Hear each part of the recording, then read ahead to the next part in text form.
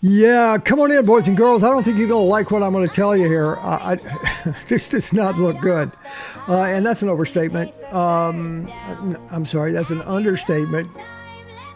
This looks like hammered shit, is what this looks like. When you compare the numbers, it's just not good. So, don't kill the messenger. I'm just telling you what's probably going to happen if both of these teams play to form. It's third Saturday in October. There's probably, I would bet there's not a single Tennessee football fan that doesn't know what that means.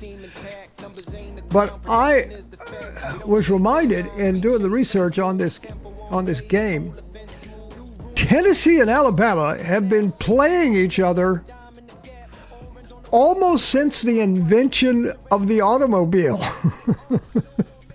What the fuck? This series, this rivalry started in 1901.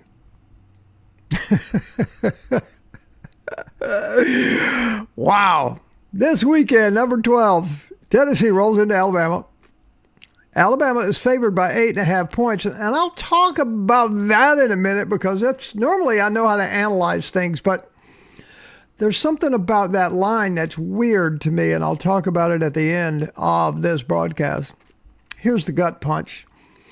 Alabama has not lost to Tennessee at home since 2003, and if my math is correct, and I think it's in the ballpark, it's 22 years. They haven't lost at Alabama in 22 years. That's not a stat. That is a fucking curse. Okay? I mean, there is some little old woman in a blanket sitting by a campfire in Turkey somewhere, and she has 3 teeth. And she's got locks of hair, and she's got pictures, and she has the little doll, the little voodoo doll sticking. They've been doing that to Tennessee since the automobile was created. Oh, this is not going to be good. Tennessee 5-1. Alabama is rolling. Both teams have brand new quarterbacks that are both kicking ass. But unfortunately, it's not going to end well for Tennessee. Now, when I say that, I mean, I'm just one of those guys that's constantly rah, rah, rah for Tennessee. I can always find a way that Tennessee's going to win. I don't see any way that Tennessee wins this game unless Alabama just decides not to come. Sorry, that's the way I feel about it. That doesn't mean I don't love my Tennessee Volunteers. And it for sure doesn't mean I don't love my quarterback, Joey Six. Holy crackers. This guy is so good. He is so good. And I'm just going to say, listen, I think Joey Aguilar is as good a quarterback, with the exception of Josh Dobbs, that we've had since T. Martin or Peyton Manning. This guy is so solid. And I'll tell you where he's solid. He's just got a football IQ. And he's used his experience to just hardwire him and harden him up. This guy's going to end up playing on Sundays. I guarantee you. He's just so good. And I'm so thankful that we have him. Now, Alabama's got a quarterback that's doing pretty good as well. 4th-year guy, he's got experience too. He waited his turn behind Jalen Milroe, won the job, and he's literally dominating. And according to Billy Connolly, he's the midseason Heisman favorite right now. And I agree with that. I mean, he is a game manager and a weapon that is just killing everybody right now. 174.7 is his passing efficiency. And that's going to scare you when I get to the comparison of the offense and our defense. Oh, my goodness gracious. So this matchup is Joey Aguilar, the gunslinger, trying to prove himself to the NFL. He's proven it to me, by the way. Versus Ty Simpson, the patient assassin, who's been waiting for this moment his whole life, and he is not disappointing anybody that wears the Crimson Tide. All right, let's look at the numbers. Tennessee's offense, flamethrower, 43 points a game, number 3 nationally. 491 yards a game. They're explosive, 7 yards per play. Aguilar drops 9.1 yards every time he throws the football. They're 100% on fourth down conversions. 100%. That's not confidence. That's arrogance.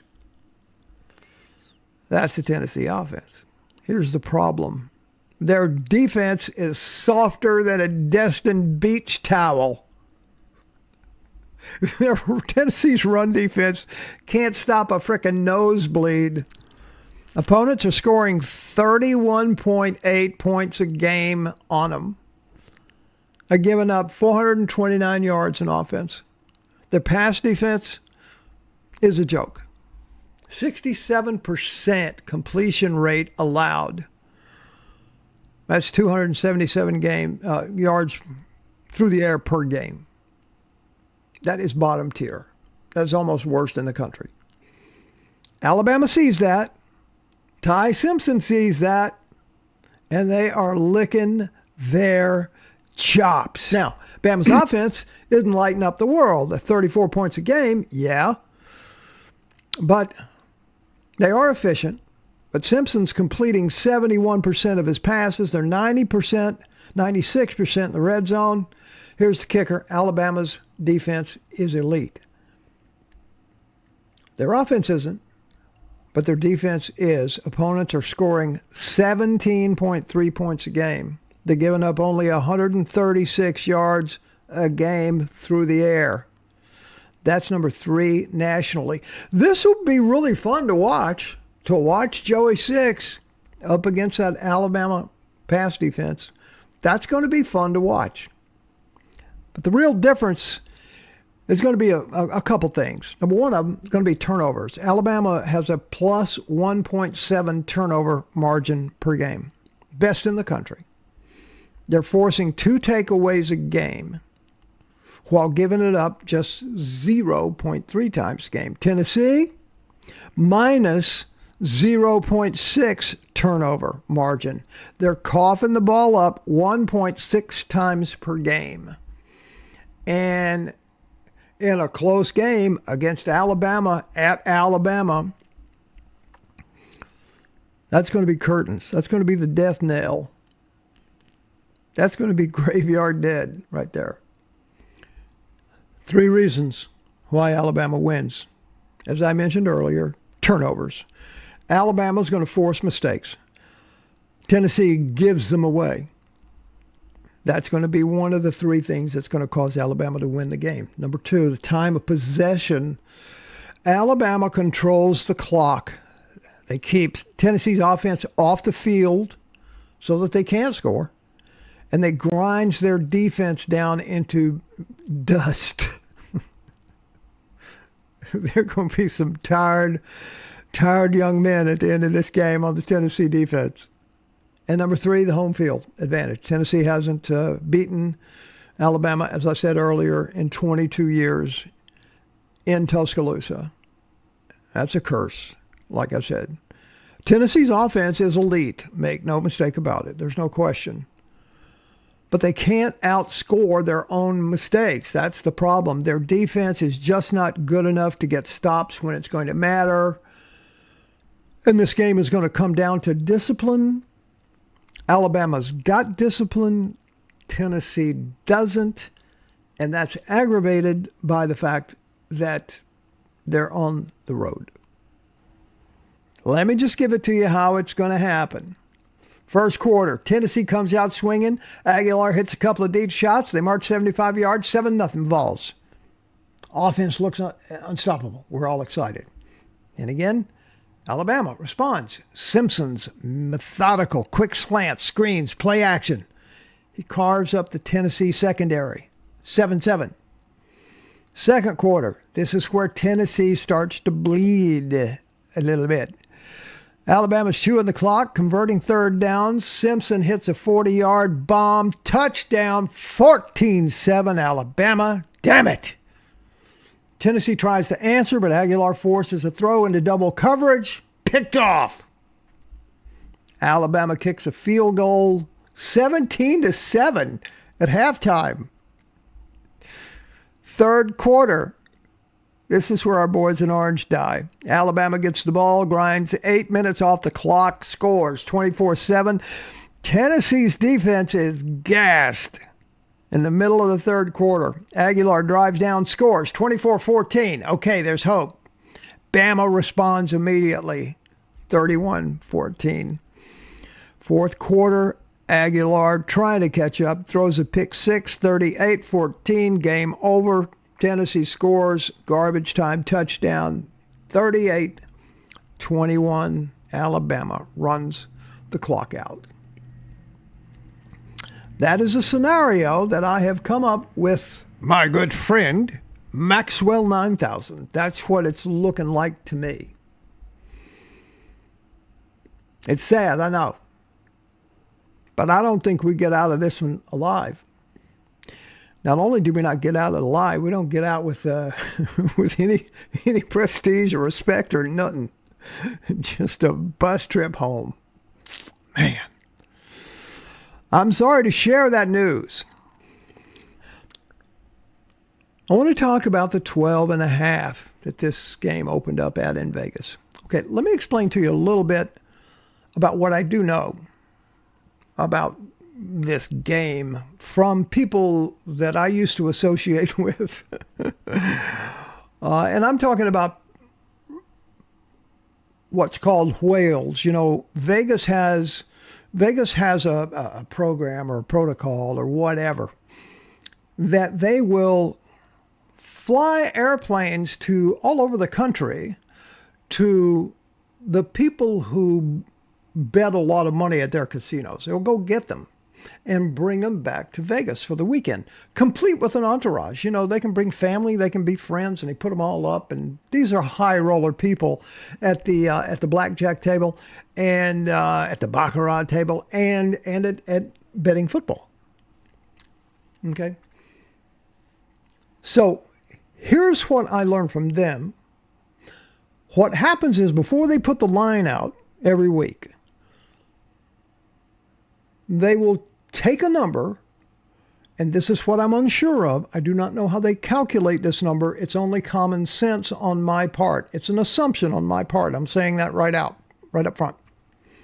But they will take a number, and I think that number is what the number is supposed to be, like from the power ratings, whether it's from ESPN, FPI, or whether it's Jeff Sagarin. It used to be Sagarin exclusively. But in this case, they say, well, they would take that 9.5 number. And then they would contact these people through email, a phone call, or text or whatever. And they were offer them that number. Said, okay, Bob, we're going to give you Alabama minus 9.5, right? And if you want to jump on that early. This is before the opening line is ever laid down. And Bob will either jump on that number or say, no, I'm not interested. Okay? And then what happens is based on what Bob does. Now, understand this, there are a lot of Bobs. They do this to a lot of people. Okay?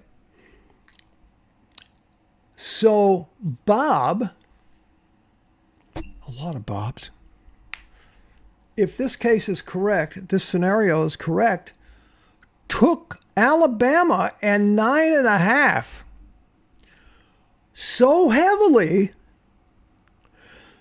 that when the book opened to the public, they had to put it at 12.5 so that Tennessee people would see that and go, oh shit, I'll take that, so that it balances back out. Because the whole idea is to get the equal amount of bets on both sides because they make their money on the 10% juice, right? So that's another reason I think Alabama is going to feast this weekend, because the Sopranos believed that Alabama minus 9.5 is a pretty good bet. I'm sorry, I wish I had better news for you, but I don't. That's the way I see it. 38-21, Crimson Tide. Go Big Orange. I'll see you next time.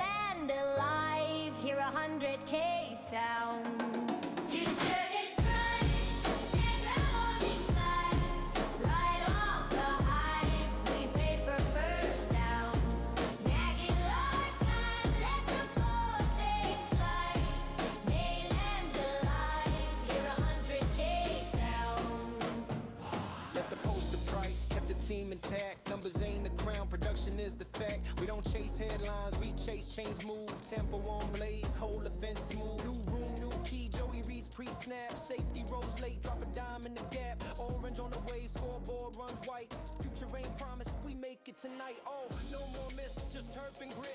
Root tree crisp.